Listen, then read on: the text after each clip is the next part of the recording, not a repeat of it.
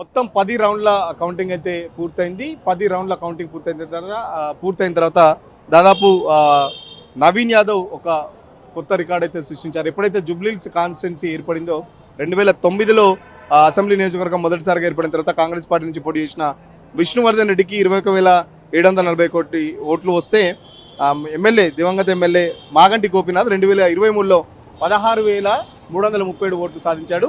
So వాళ్ళిద్దరు రికార్డును break చేస్తూ మొన్న జరిగిన ఎన్నికల్లో 24,658 ఓట్ల మెజార్టీతో నవీన్ యాదవ్ అయితే ఒక రికార్డు సృష్టించారని చెప్పేసి ఇప్పటికే అటు బీజేపీ అభ్యర్థి లంకల్ దీపక్ రెడ్డి దాదాపు 5 రౌండ్లు ముగియగానే లంకల్ దీపక్ రెడ్డి బయటికి వెళ్ళిన పరిస్థితి. కేవలం రిగ్గింగ్ ద్వారానే గెలిచారు. కాంగ్రెస్ పార్టీ చాలా వరకు అధికార పార్టీ అటు పోలీసులు కానీ ఎలక్షన్ కమిషన్ ఏకపక్షంగా వ్యవహరించిందని చెప్పేసి లంకల్ దీపక్ రెడ్డి కౌంటింగ్ స్టేషన్ నుంచి వెళ్ళిపోయిన పరిస్థితి.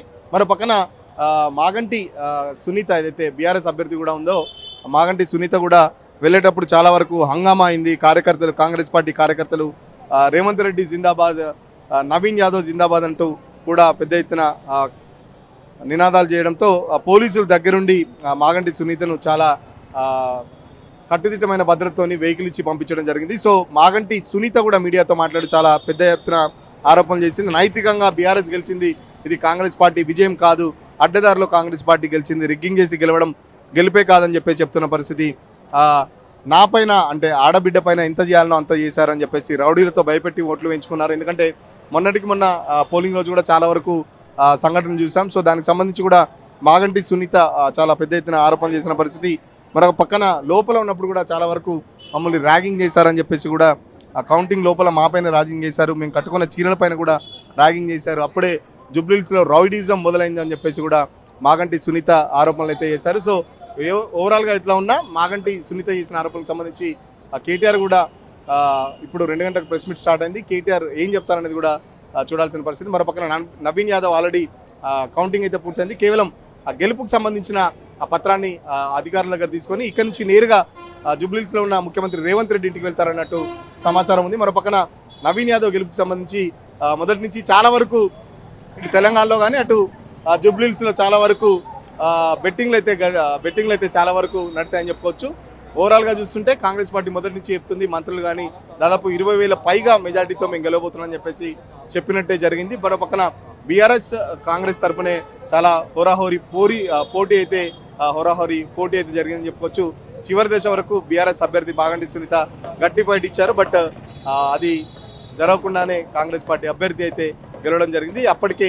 ఇప్పటికే చూస్తున్నాం మొత్తం నవీన్ యాదవ్ ఆఫీస్ దగ్గర గెలుపుకు సంబంధించిన సంబరాలు, అటు బాంబులు పిలిచడం కానీ చిన్న శ్రీశైలం యాదవ్ ఏదైతే నవీన్ యాదవ్ తండ్రి ఉన్నారో ఇప్పటికే స్వీట్లు పంచుకుంటున్న పరిస్థితి. నవీన్ యాదవ్ అనుచరులు పెద్ద ఎత్తున తన పార్టీ ఆఫీస్ కూడా చేరుకుంటున్నారు. ఒక్కొక్కరు ఈరోజు 144 సెక్షన్ ఉంది కాబట్టి ఈరోజు జులూస్ సంబంధించి పరిస్థితులు అయితే లేదు, జులూస్ తీసే పర్మిషన్ లేదు. సో జులూస్ అనేది రేపు ఉండబోతుంది. గెలిచిన తర్వాత నేరుగా ఇక్కడి నుంచి కూతవేటి దూరంలోనే ఏదైతే ఎల్బీ స్టేడియం కోట్ల విజయభాస్కర్ రెడ్డి స్టేడియం ఉందో ఇక్కడ నుంచి కూతవేటి దూరంలోనే నవీన్ యాదవ్ ఆఫీస్ కూడా ఉంటుంది. సో కార్యకర్తలంతా చాలా ఉత్సాహంగా చూస్తున్నారు నవీన్ యాదవ్ కోసం కూడా. బీఆర్ఎస్ సంబంధించి ప్రచారంలో చూస్తే మాత్రం చాలా పెద్ద ఎత్తున ప్రచారం నిలిచింది. కేటీఆర్ మొత్తం సొంత భుజాన వేసుకొని కేటీఆర్ కూడా ప్రచారం చేసినప్పటికీ పోల్ మేనేజ్మెంట్లో బీఆర్ఎస్ పార్టీ వైఫల్యం చెందిందని చెప్పుకోవచ్చు. పోల్ మేనేజ్మెంట్ కాంగ్రెస్ పార్టీ చాలా స్పష్టంగా చేసింది. పోల్ మేనేజ్మెంట్ కాంగ్రెస్ పార్టీ కానీ నవీన్ యాదవ్ సంబంధించి కానీ చాలా పకడ్బందీగా చేయడంతోనే ఈ విజయం అయితే సాధించిందని చెప్పేసి పొలిటికల్ అనలిస్టులు చెప్తున్న పరిస్థితి. ఖచ్చితంగా బీఆర్ఎస్ చేస్తున్నట్టు కేవలం డబ్బు రౌడీజంతోనే కాంగ్రెస్ పార్టీ గెలిచిందని చెప్పేసి బీఆర్ఎస్ పార్టీ చేస్తుంటే ఓడిపోతున్నామనే అక్కస్తోని కాంగ్రెస్ పార్టీ మీద లేనిపోని ఆరోపణ చేస్తున్నారు. ఖచ్చితంగా 3 ఏళ్ళు ఇంకా మా ప్రభుత్వం ఉంది, ప్రజలు మాకు పట్టం కట్టారంటే మా వల్ల పథకాలు వస్తాయన్న నమ్మకంతోనే నవీన్ యాదవ్కి సంబంధించి కూడా ఇక్కడ స్థానికుడు నవీన్ యాదవ్కు కలిసి వచ్చిన అంశాలు కూడా గత 40 ఏళ్ళుగా వాళ్ళ నాన్న శ్రీశైలం యాదవ్ కానీ నవీన్ యాదవ్ కానీ చాలా ప్రజల్లోకి అందుబాటులో ఉంటారు. ఏ ఫంక్షన్ అయినా ఏ కార్యమైనా చిన్న ఏదైనా ఫంక్షన్ అయినా పిలిచినా వస్తారు. పీజీఆర్ కూడా గతంలో అట్లే ఉండేది, చాలా ప్రజలకు దగ్గరగా ఉండేవాడు. సేమ్ మళ్ళీ పీజీఆర్ని మరిపించేటట్టు నవీన్ యాదవ్ కూడా జూబ్లీహిల్స్ని డెవలప్ చేస్తాడు. జూబ్లీహిల్స్కి మరొకసారి పీజీఆర్ లాంటి నాయకుడు దొరకాడని చెప్పేసి ఇక్కడ కాంగ్రెస్ కార్యకర్తలతో పాటు అటు నవీన్ యాదవ్ అనుచరులు కూడా చెప్పుకుంటున్న పరిస్థితి. మరోపక్క కేటీఆర్ కూడా బీఆర్ఎస్ పార్టీ ఆఫీస్లో మాట్లాడుతున్నారు. దీనికి సంబంధించి కేసీఆర్ కూడా ఆల్రెడీ సునీతతో ఫోన్లో మాట్లాడినట్టు సమాచారం. ఖచ్చితంగా ఫైట్ చేశారు, బాగానే ఫైట్ చేశారు. ఇలాంటి పరిస్థితుల్లో దిగులు చెందొద్దు, నేనున్నాను, అటు పార్టీ కూడా ఉంటుంది.